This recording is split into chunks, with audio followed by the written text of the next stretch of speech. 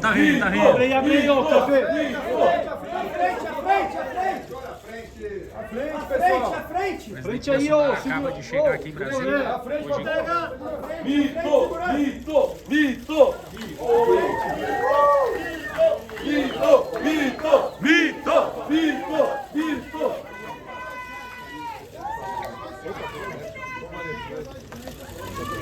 Presidente, pra cá. Qual meu lugar aqui? Aí tá ótimo, presidente. Aqui mesmo tá ótimo. Aí mesmo. Aqui tá ótimo, presidente. Zucco, aqui, ó. Você pega o teu. O Rodrigo Constantino lá no Bradock Show, presidente. Presidente,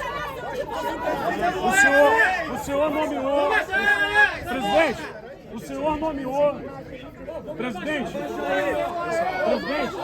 o senhor nomeou Geraldo Alckmin para a transição, nomeou os militares indicados por Lula, e agora eles estão vendo que...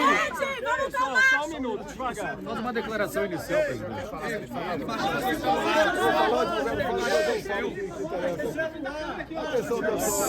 Peraí. Silêncio. Estamos visitando e apoiando, muito obrigado. É nóis, presidente. Mas a situação é extremamente grave. Ponte azul, abaixa o telefone aí. As acusações realmente são terríveis. Não justifica denunciar da forma leviana como está sendo feito. Os inquéritos, ninguém tem dúvida, até pelos áudios vazados do Tagliaferro com o Ailton Vieira, que o processo todo é conduzido, é alterado o tempo todo. Inclusive tem um grau de sigilo mais alto possível para exatamente ser alterada a maneira que convém ao encarregado do inquérito.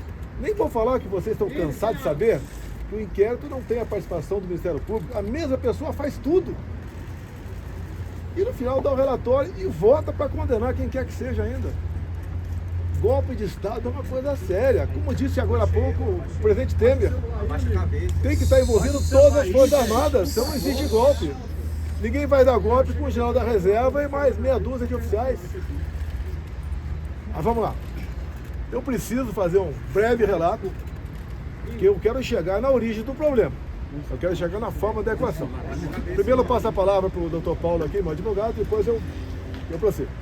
Pois é, a defesa ela vê com muita preocupação o que está se passando hoje em relação a esse inquérito, que é mantido em sigilo a despeito de a Polícia Federal divulgar na sua página a relação dos indiciados e manter mesmo assim em sigilo. Essa é uma situação gravíssima que não se admite na medida em que o indivíduo indiciado, e considerando que o indiciamento é o rascunho de uma futura acusação, ele impede que o indivíduo possa se defender da narrativa que se constrói contra ele. E nós temos aqui a certeza, a convicção de que, pelos fatos que são colocados, apresentados aos pedaços pela imprensa, evidentemente é construída uma narrativa. O presidente Bolsonaro jamais soube, aqueceu ou participou de qualquer trama golpista para derrubar o Estado Democrático de Direito ou impedir a posse do presidente eleito. Que fique claro isso, e lembro a todos, questionou-se muito o silêncio do presidente Bolsonaro logo após a eleição. Não se manifestar em relação aos seus eleitores. Isso houve um preço político para ele, esse silêncio. Justamente não querendo insuflar qualquer manifestação mais agressiva ou violenta. Isso houve um custo para ele e hoje lhe é imputado justamente o que quis evitar o tempo inteiro. É lamentável que hoje as pessoas que são indiciadas não saibam, não tenham a mínima ideia de por que estão sendo convocadas e apontadas como criminosos. Nós temos que buscar a origem do problema. Alguns acham que a origem do problema foram as eleições de 22. Gente, por favor. Eu vou demonstrar que foi um pouco antes, foi lá em 2018. Mas vamos agora dar uma focada em 2022. O pré-eleitoral. O que aconteceu? O TSE pesou na balança de modo que o resultado final fosse para o outro lado. O TSE agiu de forma bastante parcial. Resumindo, eu não podia fazer absolutamente nada.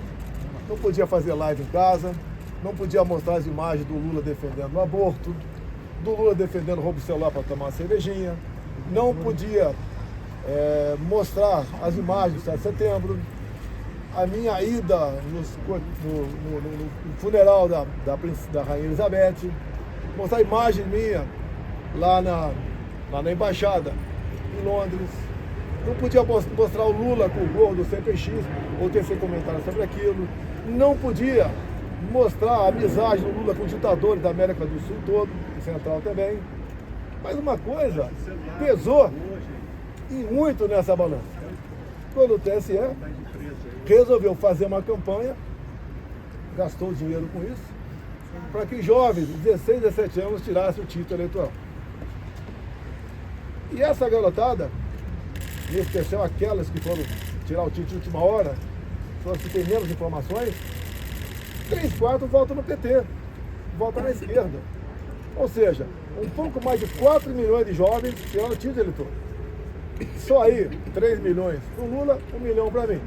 Eu estou sendo até me beneficiando. Eu acho que esse percentual é até maior por lá de lá. Só aí, nós temos 2 milhões de votos, ou melhor, 3 milhões de votos a mais para o outro lado. Só aí decidiu as eleições.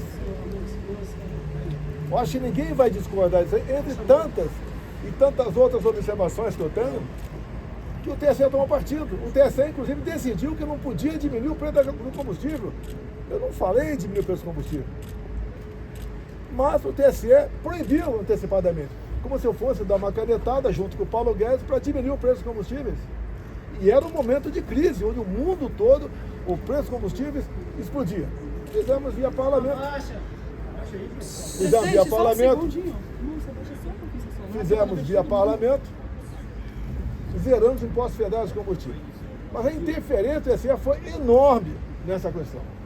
Parecia que era algo, ou melhor, com toda certeza, era algo pessoal do presidente do TSE para com a minha pessoa. Então, obviamente, isso pesou na balança. Não estamos falando aqui de fraude eleitoral de jeito nenhum. Pesou a decisão parcial, a imposição, a ação parcial do TSE no resultado final das eleições. Presidente, Joaquim Gomes do Movimento Avança Brasil. O senhor se arrepende? Ele não terminou ainda não. Ele não terminou. Ele não terminou não. Eu não vou responder.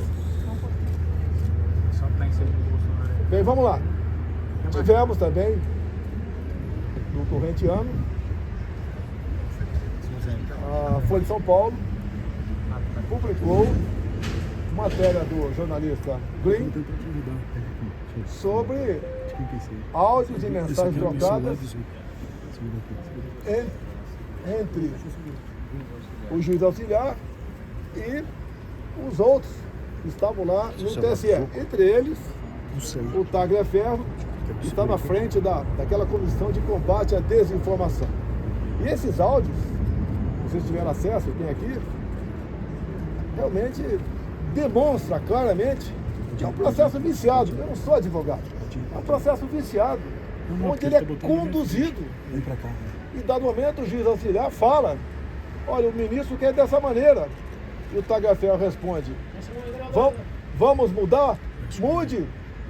Nós não podemos desagradá-lo.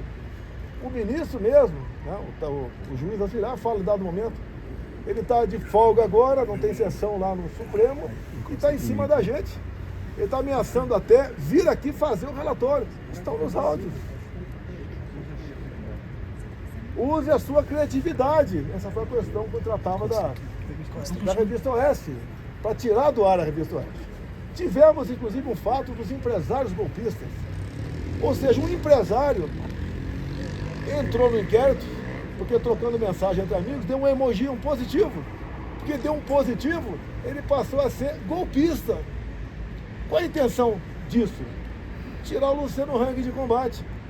Ele me apoiava abertamente, como cada um pode apoiar quem bem entende, tinha mais de 10 milhões de seguidores e foi silenciado.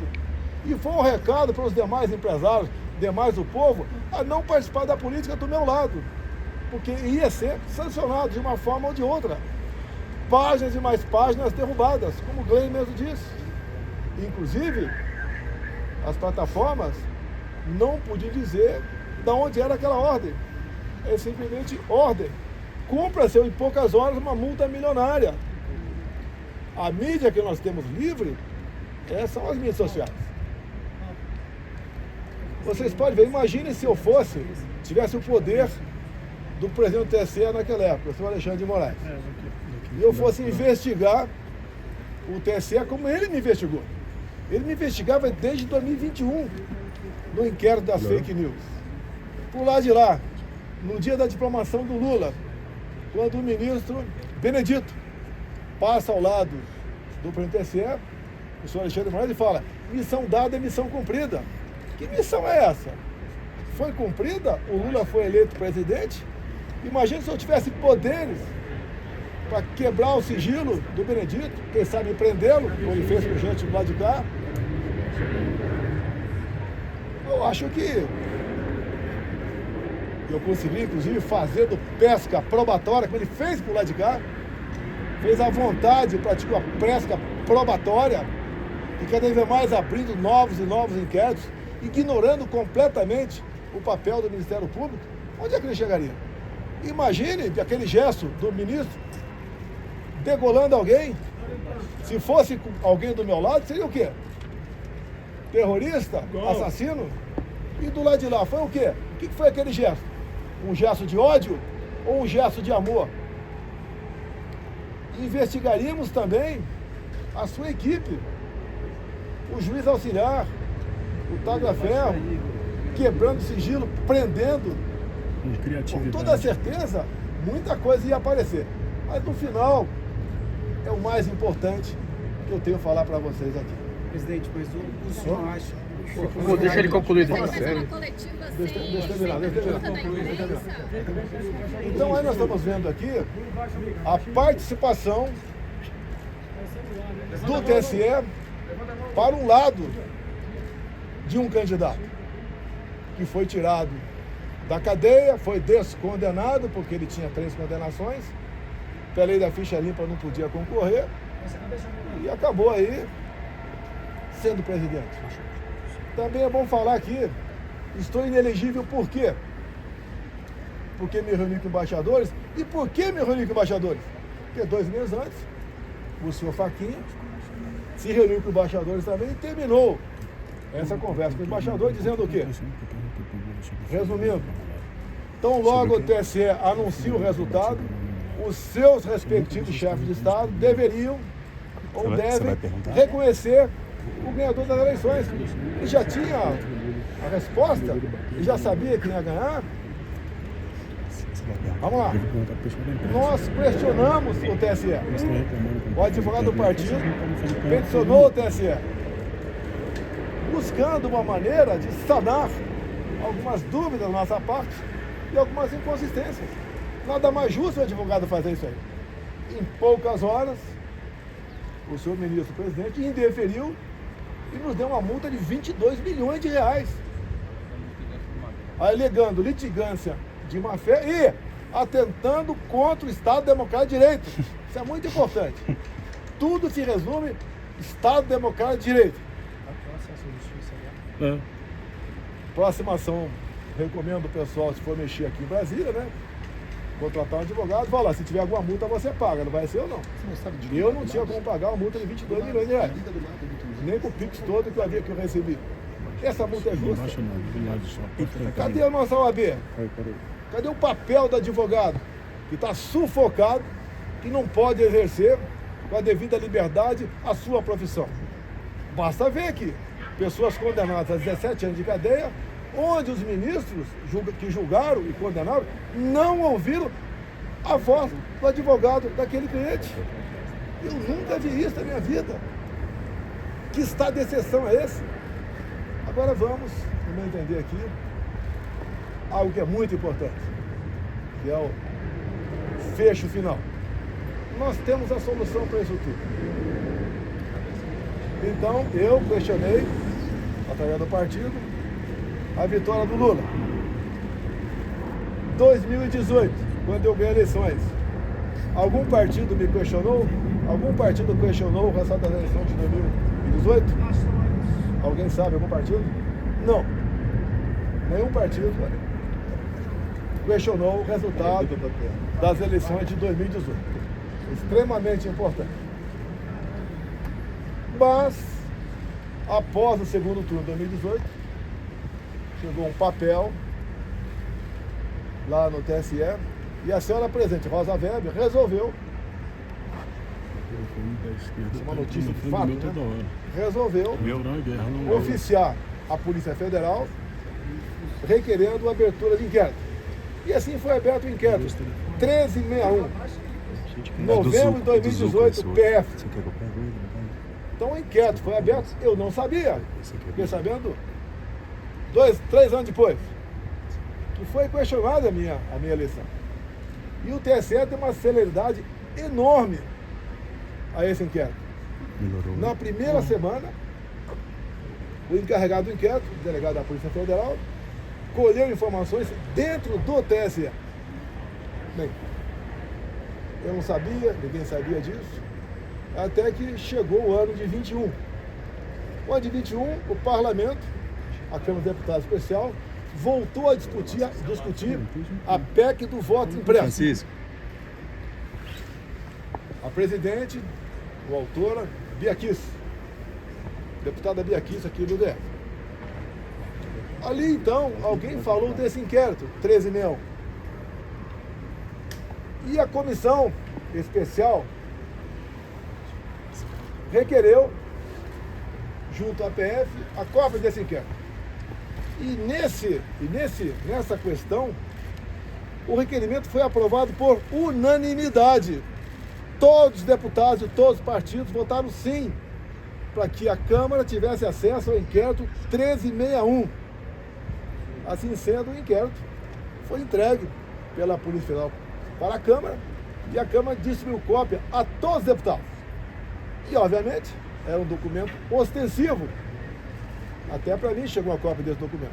E foi espalhado para muita gente esse inquérito 1361, novembro de 2018, PF, aberto de ofício praticamente, né? A pedido da presidente, senhora Rosa Weber, do Tribunal Superior Eleitoral. Aí começam os problemas.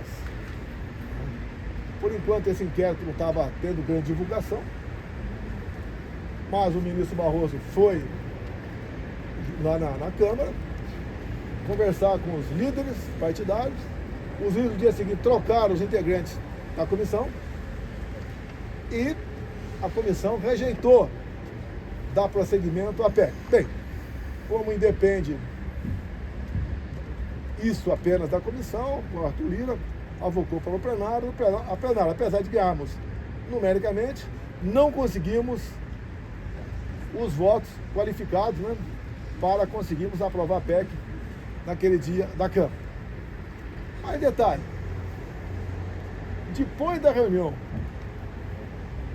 do senhor Fachin com embaixadores, que essa política é privativa do presidente da República, não é dele, não é de nenhum outro poder, eu fiz a mesma coisa. Convidei os embaixadores e convidei, por ofício, ao senhor ministro Fachin a comparecer no Alvorada. Convidei ele para comparecer no Alvorada. E ali eu mostrei para os embaixadores o que era aquele inquérito ostensivo. Bem, no dia seguinte, chega-nos a notícia que o inquérito tinha acabado de ser classificado como confidencial, ou seja, secreto. Ninguém mais podia tomar conhecimento. E até hoje, se alguém falar alguma coisa no teor do inquérito, está em curso aí a um crime. Eu não vou ser esse criminoso de falar para você que está lá dentro. Mas realmente, não é preocupante, é horripilante o que está nesse inquérito. 3 páginas deles apenas interessam. Só 3. Tenho aqui decorado na minha cabeça. Mas não posso falar. Tem de vista ele ser confidencial. E ali, esse inquérito de 2018, as eleições de 2018 e não de 2022, bota um ponto final na confiabilidade ou não do nosso sistema eleitoral. Vocês viram há pouco tempo na Venezuela o voto impresso, que foi acertado o ano passado, Estados Unidos, Venezuela. E deu o Maduro, fez o teste do voto impresso em dezembro do ano passado onde ele pediu junto à população se podia ou não tomar as medidas cabíveis para ir para a Guiana e tomar a região de Essequibo. E ele faz uma demonstração ali, Maduro. Olha, aqui são 5 perguntas. Vota sim, sim, sim, sim. Daí tem um papelzinho, tem país que não tem papelzinho e bota na urna. Bem, tivemos eleições na Venezuela. Voto impresso. Eu acho que não precisamos conversar aqui o que aconteceu na Venezuela. Inclusive, em dado momento, até o Maduro falou para o Lula, né? O Lula não quer reconhecer a Venezuela como o Maduro como legítimo presidente eleito. Ele falou, olha, a sua justiça eleitoral reconheceu a tua vitória. Por que você não vai reconhecer a minha vitória via minha justiça eleitoral? Bem, o Maduro apresentou aí, ó, as planilhas, né? Os mapas, não apresentou nada e foi na mão grande aí, se intitulou vencedor das eleições. Mas isso não dá em jogo aqui, não. A eleição na Venezuela, até o ano passado, era igualzinha do Brasil. Passou a ser, agora, começo desse ano, de papel depois de um acerto dos Estados Unidos que queria comprar petróleo da Venezuela. Bem, agora, o que eu peço a vocês da imprensa? A imprensa, como é advogado, é outro assunto. Via live, peçam esse inquérito 1361/2018. Se conseguirem, só ligar para mim que eu digo a página para vocês descobrir algo que inacreditável.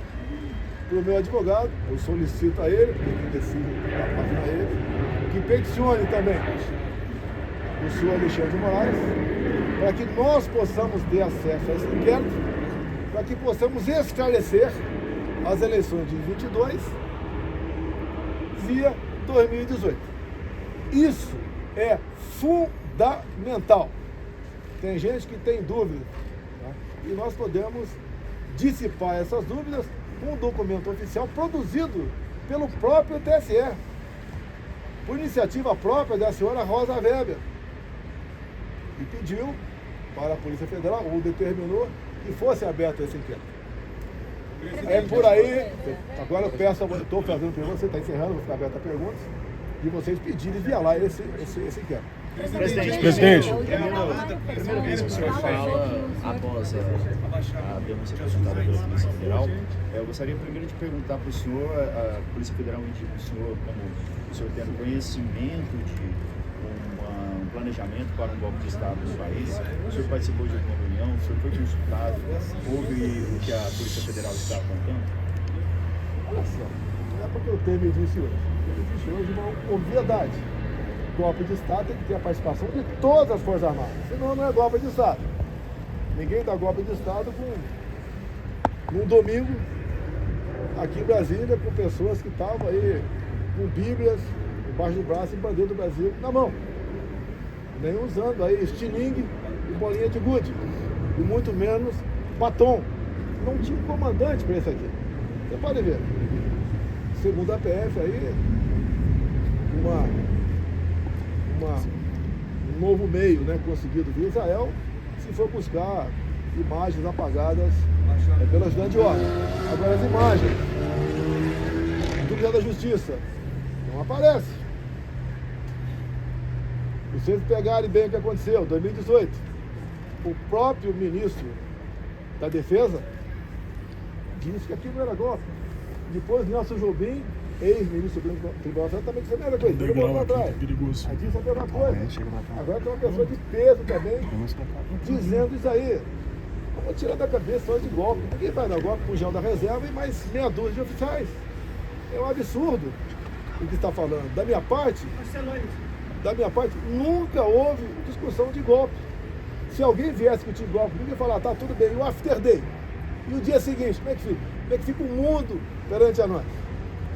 Agora, todas as medidas possíveis, dentro das 4 linhas, dentro da Constituição, eu estudei. O senhor tinha conhecimento desse plano ou não, presidente? O senhor tinha conhecimento desse plano ou não? O senhor tinha conhecimento desse plano? Zero, golpe, zero. Porque o Maurício Presidente, será para da revista Oeste? Olha, Presidente. é muito comum, a palavra dele, é muito comum, pessoa, até a imprensa mesmo, me entrevista e pensar uma coisa completamente distorcida do outro lado. Palavra golpe nunca esteve no meu dicionário. Desde quando eu assumi, em 2019, eu vinha sendo acusado de querer dar um golpe. Vocês lembram daquela dita sessão secreta com os ministros? Até que culminou Mas o que eu faço o quê, cara? Também tô filmando, vai pra lá, cara. Até que o Supremo mandou vazar aquilo, né? Abrir aquilo. Era uma reunião reservada, não era uma reunião como o presidente faz uma comissão da Câmara dos Deputados, que tem que estar gravada e fica para os anais. Reunião minha particular. Tá? E daí eu entreguei. E dado momento eu falo, como é fácil impor uma ditadura no Brasil. Eu falo, está escrito lá. E eu não quero isso. Tanto é que eu quero isso, para que isso não ocorra. Até nesses áudios vazados aí, ele me ofende até. Ele é isso, ele é aquilo. Não faço, jamais faria algo fora das 4 linhas. Dá para você resolver os problemas do Brasil, os seus problemas, inclusive, dentro da Constituição. Presidente, para restabelecer a democracia tem que ter contagem pública de votos?